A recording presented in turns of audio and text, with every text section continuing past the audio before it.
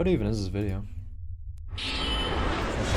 Dota 2's auto chess mod was amazing, and I sunk way too much time into it. I'm talking Same. over 100 hours in like the span of a week. So when I heard that Riot was making their own auto chess genre game, or auto battler, or whatever the fuck it's called now, I was extremely excited. And for the most part, I really like teamfight tactics. Like, I really enjoy it a lot. Same. There's a lot that the game did right, but there's also some things that I feel like the game did wrong. But regardless, this is the auto chess game that I enjoyed the most. Because I'm not a really big fan of Dota Underlords, mostly because it looks like a mobile game, probably because it is. To tell you the truth, I am 100% addicted to the teamfight tactics game mode, and I wanted to make a spotlight for it, but after thinking it over, it wouldn't make sense because the game is still not completed. It's still in quote-unquote beta. Just like how I am, quote-unquote, happy. And just like my life, there's a bunch of problems in TFT, and that's what this video is going to focus on. Mind you, there's also a lot of amazing things Riot did with this game that makes it good, but there's also a lot that I think they need to fine-tune. So there will be another part of this video talking about everything they did right in the game, but for now, these are the things that I find fundamentally wrong with teamfight tactics. Granted, I'm just a lowly Diamond 4 player, so, you know, I'm kind of like just an average Joe Schmo like the rest of you, so... Not bad, not bad. Take that as you will. Things that I find fundamentally wrong with teamfight tactics. Loose streaks are they are god-awful. Taking what the kids call nowadays the L in the beginning of the game is almost a sure sign that you're going to struggle throughout the entire game, just because the damage in teamfight tactics is so goddamn fucking high. Okay, first of all, in order to gain a win or loss streak in TFT, you need to win or lose 2 games in a row to gain gold off of the streak, going up to a max of 3 gold, right? Now, this might sound fine, except the damage that you take in this game is so high that loss streaks are not worth it at all. Compared to other games in its genre, the amount of damage you take in teamfight tactics is insane. I mean, it's not uncommon for you to drop a match to someone and go from 70 health all the way down to 40. It's ridiculous. Hey, okay, everyone, raise your hands if you've gotten to Wolves and you're at like 40 health and you're just thinking to yourself, huh, I suck dick. And Underlords auto chess, I would always tell my friends, you know, don't worry if you're in last place because you can always get back in it. You can be completely fine because health is a resource in those games. And that's kind of like what auto chess is. You can sacrifice your health in order to gain more money and tank damage so you can get a better late game composition. But in teamfight tactics, if you drop low enough, it is extremely dangerous. Sometimes I'll get down to 60 health and I'm just like, well, 8th place, here I come. It's like playing against Ganondorf. You get to like 50% and you're just like, wow. All right, it just keeps on I'm going. in kill range. You don't even gain any kind of real payoff from a loss streak. People are going to be hitting the same level as you most of the time. Just keeps and on going. If you do get to 50 gold at a pretty healthy life point, the other players who have been win streaking that entire time are probably going to be stronger than you because they hit their level spike faster and were able to get to the higher cost units before you could. And because of loss streaks being so terrible, the only strategy you have in the game is to play aggressively. And you know, maybe some people like how fast the game goes, but in a genre where we're building a strong composition based on RNG, you have to be able to find a happy medium at the very least. Regular auto chess games like in Dota 2's mod could last for like 40 to 50 minutes, and I fucking loved it. In TFT, you're looking at about 20 to 30 minutes per game, and that's also adding in the time for carousel rounds, which kind of feel like it's mostly just there to pad the timer to make the game feel like it lasts longer, but you know, whatever. Yeah, maybe 1 to 4 losses is okay at times, but anything after that, you need to start changing up your build because you're probably going to end up in 7th or 8th place by that point. And I understand open forting is becoming more accessible, but it's also pretty dangerous if you get down to 20 to 30 health without finding key parts to a build. How important items are. All right, that whole point right there, a very seemingly long point that said the same thing multiple times. But I agree with it. I think that you do indeed take damage a little bit too fast in teamfight tactics. Now, Riot has made improvements upon that. They've reduced the damage that players will take early, but even still, it doesn't seem very viable to loss streak that much. Maybe you would loss streak until Khroen round at the latest in order to really get a direction of where you want your comp to go.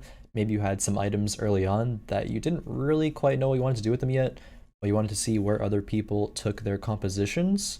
so that you can, find the units that nobody else has, and then utilize that advantage of being good at scouting, or being able to determine what do I go into that counters everybody else's compositions. So I don't think it's quite as linear as, oh, you're losing early, you lost the game. But it does feel bad to take more damage. I hope it does get better. I hope that Riot takes more steps to, reward strategies like, utilizing your health as a resource. It's starting to get to that good balance, but maybe it's not quite there where I think it should be yet. That's pretty much it. Yeah, let's continue. 30 health without finding key parts to a build. How important items are. Now, at first glance, having such an importance on items is great, and I think that's what makes TFT so unique. Being able to create so many different and impactful items in the game is awesome, and being able to figure out what items you need for specific units or to help you fight different comps is a great addition to the auto chess genre. True. However, that's also a huge problem because items can really make or break your comp, which means item RNG is huge. I think we can all agree that the item RNG is annoying, but I don't think that the item RNG is what's inherently wrong, because if all right, a really quick point. I'm not sure where that this person's gonna go with this, but fundamentally, items are very, very strong in TFT.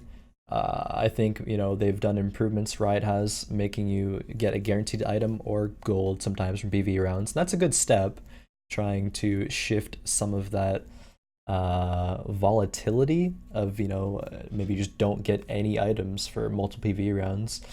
I would even be okay if Riot took a shift of nerfing all items by 50%. Now that would be huge. That would change the game entirely, but I do think items are extremely strong. If you don't hit the ones that you need and somebody else does, and you have a similar strength comps, that just obviously makes the difference. I would say items are maybe even like 50% of the importance of the whole game. Units are 50%, items are 50%.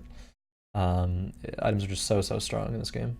Everyone got the same amount of items all the time, it would make the game kind of stale. You would see the same stuff all the time. I don't think that that's the problem. What's wrong is that the items are so important to the game that's what makes the item RNG feel like shit. Because character synergy is great, but synergy doesn't mean shit if you don't have items. Maybe if the characters weren't complete dog shit, not having items wouldn't feel that bad. But because characters aren't inherently strong, items mean everything in this game. You can have a strong composition like your nobles, glacial rangers, gunslingers, void brawlers, wild brawlers, anything with Draven or whatever the fuck the meta is at the moment. But if your characters don't have the right items, your units are practically useless.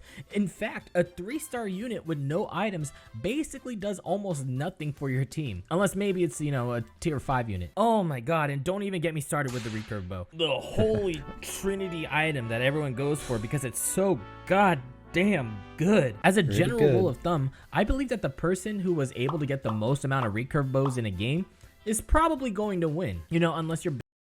Disagree with that. I think while you need a certain amount of bows, definitely more bows does not equal win. Maybe it used to more than it does now, but bows, while they are good, it's not just more bows equals win. Definitely disagree with that one. Building like some type of sorcerer comp. Phantom Dancer, Rapid Fire Cannon, Ginsu's, Shrink Ray, Static Shiv, all of them are really good items to put on your carries. I mean, in order for units to gain mana, they have to auto attack stuff, and when you give them an item that lets you auto attack stuff faster, they can use their abilities faster. Damn, what? Mind blown, that's crazy. What? Who would have guessed that one? Oh man. There's still some other great items out there, but again, it all depends on whether you get them or not. Graves with no items, garbage. Graves with red buff and an RFC, fuck yeah, give me that shit. If you are with no items, garbage. If you are with a Ginsu's rapid fire cannon and an Infinity Edge, still garbage. Okay. True. I was like, where does he go with this? Fiora, okay. If her any, she is just get her out of the game. The same fucking builds. Wait. Fiora's not like garbage. She's garbage with like items, after the mid game, but Fiora's a good unit, after she got buffed a little bit. Fiora's okay, man. Back off. suffers from what League of Legends has. People are going to rush the same type of build with the same characters as much as they can because they're the strongest builds, which is understandable, you know, seeing as if they're the strongest builds, why wouldn't anyone use them? There's nothing inherently wrong with that. I mean, you know, if there's a strong deck in something like Yu-Gi-Oh or Hearthstone, almost everyone is going to run it.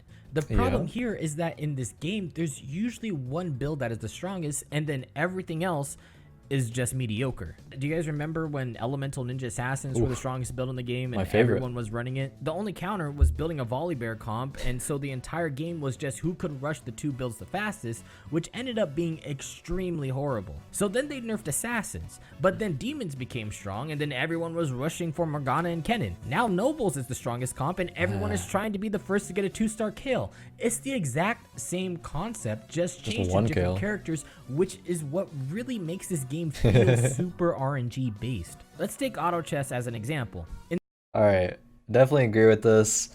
Yeah, I don't know. Riot's balancing has been a little bit lackluster, I feel like. I mean, I'm no game developer. I don't want to, you know, shit talk or anything, but it has been for a large portion of TFT one comp, or like, you know, maybe one or two comps ruling over everything. There are some variations that you can, you know, make to win if you high roll or get really lucky, but generally it's just been, you know, what comp is strong in this meta, who rolls the Kale, you know, who rolls the Pantheon now, maybe, and that's kind of why we'll talk about something later, but maybe even they'll talk about it. The RNG of rolling legendaries on level 6, but I digress. In that game, there's about 10 different classes you can run and 13 different races. In Teamfight Tactics, we've got 10 different classes and 14 different origins. But the problem is with the origins, because it says 14, but really it's more like 9. Robot and Exile are only one-piece origins, and Dragon, Hextech, and Phantom are splash origins. So all 5 of them don't really add much variety to the game, meaning you're going to see the same builds and the same characters over and over again because you can't build a comp based around Exiles, Robots, or Dragons and Hextechs. You can add them to your already existing team, but it's not like it's going to drastically change the overall comp that you're building. So Riot can keep nerfing and buffing classes, but the problem is still going to stay the same until they start adding in more origins and classes, and they have to be origins that aren't just splash characters. Like the new Hextech class is a splash origin just like Phantom and Elementals are. It's not a class that you build your comp around, it's just something that you try to fit into whatever comp you're running. And speaking of the Hextech class, let's talk about the Hextech class. Because, oh my god, oh, Jesus Christ, dude. Oh my god, dude, I hate Hextech. Oh my god. You know, a lot of people complain about glacials, which I really don't understand because glacials aren't really a big deal. I feel like the only people who complain about glacials are people who primarily only run a Draven or Brawlers comp. But Hextech, oh, fuck that class is straight up bullshit. You can work around them by moving your units and spreading them around, but whenever a unit gets Hextech, they become significantly weaker no matter who it lands on. The reason why you get a Kennen is because he utilizes Morellonomicon so well, but now it's gone for 8 seconds? 8 fucking seconds? Are you kidding me? 7 seconds soon after, you know, the nerfs. 8, 7? Huge difference, I know. The entire idea of stacking items on a carry, which is probably what you're going to try to do because not every champion in this game deserves items. I'm looking at you, Mordekaiser. So you put your items on the character that use them well, but then you get Hextech, and it's completely up to the gods on whether or not it's going to hit your 2-star Draven with RFC, BT, and PD, or you're swinging with GA, Dragon's Claw, and Seraphs. I have a Sejuani on his team. I'll put a GA on her. Kennen, I'm going to put GA, Morello, and a Redemption on him. Twisted Fate. All right, let's put a Rapid Fire Cannon and a Shiv on him. That'll be great. Morgana, I'd like to put a GA on her too. And so I spread my items out. There's a lot of items. Because of Hextech, I have to spread my characters apart, which then feels like crap. So then that means that you spread out your units in super awkward positions, which then makes you vulnerable to almost any other person that you're playing against. It's the definition of an unfun, uncontrollable game mechanic. You have to compromise your own positioning and item placement just in case you go up against someone who put Hextech into their comp. At least with Phantom, it only affects one character. In Glacial, you can have a front line so your back line can deal damage. But Hextech, you have to literally change everything for the sake of hoping your key champions don't become useless. And I mean, it's kind of like positioning against like a blitzcrank, right? You have to sacrifice positioning in order to play around in some things. Like, I don't know, assassins, like blitzcrank. Like, this concept isn't new, having to reposition based off of what people have in the game. It's just the randomness of it that I really have a problem with. Similarly to Phantom, actually, like I feel very, very similarly to Phantom as I do to Hextech. You know, being able to play around something is very good, but it being random and just hitting, you know, your 3 item hyper carry just feels super, super bad. So I agree with that point. And if you get a bad early game start with no items, you're just fucked. It's a bullshit mechanic that should not be in the game at all. Or if anything, at the very least, disable only 1 item or disable the items for a shorter amount of time. Yeah. Because for 8 seconds, usually by that time, one of your characters is already dead. So that's everything I think is wrong with Teamfight Tactics. This list used to be a lot bigger, but surprisingly enough, the balance and design team for the game is actually doing a really good job, and it's exciting to see the patches come out at a steady pace with new content being added. Teamfight Tactics, to me, is like when I first fell in love with League of Legends. I was completely mesmerized by the game and learning everything I possibly can about it. So now that the company is taking this mode seriously, it makes me feel like I'm back to being truly, really excited about a video game again. Hey, Riot Games, keep them coming. The MMO, when's the MMO coming out? True. Dude, the fighting game, bring it on, come on. Wait. Come on, I'm ready to consume. And that's pretty much it. What do you guys think? Riot MMO, where is it at? Oh my god, I play so much of that. Holy moly. So overall, I think that concerns with TFT were, I mean, addressed pretty well. I think that the, you know, item RNG feels pretty bad. Things like Hextech feel pretty bad. I know this game is in its infancy, and, you know, as it was alluded to in this video, it is still in beta, so there's a lot of things that are being worked on, being improved upon. I think that these things will be addressed. I think Riot's done a good job of listening to people's, you know, concerns. You know, listening doesn't always necessarily mean instantly changing things, but they're being very active. They're listening, and they're thinking about solutions to things, which, you know, can't really ask for more from developers. So level 6, being able to get a legendary unit is so toxic for the game. Holy moly, especially with the fact that just, you know, the point in this video of compositions are just so strong, like nobles.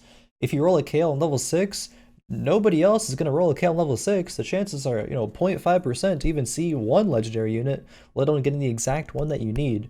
If you're behind 8th place, you roll a Kale, you know, find nobles when nobles are super good. Granted, they've been nerfed a little bit now, but it's going to be the same exact thing with Pantheon. Level 6, RNG, 0.5% chance, roll a Pantheon, you're back in the game.